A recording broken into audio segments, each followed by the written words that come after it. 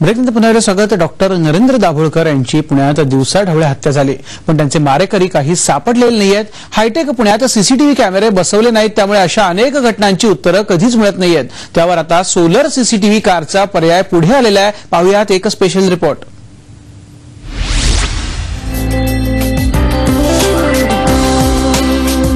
ही आहे CCTV car.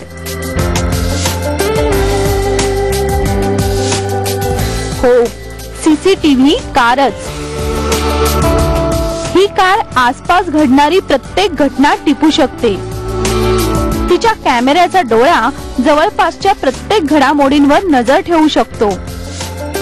पुण्यातल्या अयूब पठाण यांच्या कल्पनेतून ही गाडी साकार झाली आहे।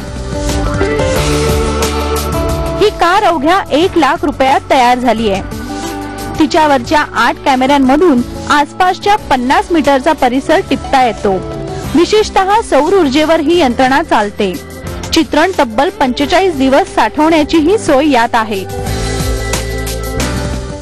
काय करता येईल आपल्या ऑनलाईन मध्ये जे गाडीमध्ये आपल्याला कॅमेरा वगैरे काय लावता येईल आणि ते पण सोलरवरती कसं करता येईल, त्या हिशोबाने मी जगातली पहिली सोलर सीसीटीव्ही कार तर ती आपण तयार केलेली आहे आणि त्याला आपण टोटल 8 कॅमेरे लावलेले आहे। म्हणजे एक डिव्हाइस आतमध्ये ते चार त्याला कॅमेरे आणि वर चारही दिशेने 4 कॅमेरे लावलेले आणि ते 4ही कॅमेरे तुम्हाला 50 मीटर पर्यंत, म्हणजे ड्रायव्हर साईडला 50, फ्रंट साईडला 50, लेफ्टला 50, पाठीमागे 50 मीटर पर्यंत पूर्ण कव्हर करणार आणि हे रेकॉर्डिंग आपल्याकडे जवळजवळ 45 दिवसापर्यंत स्टोअर पण राहणार।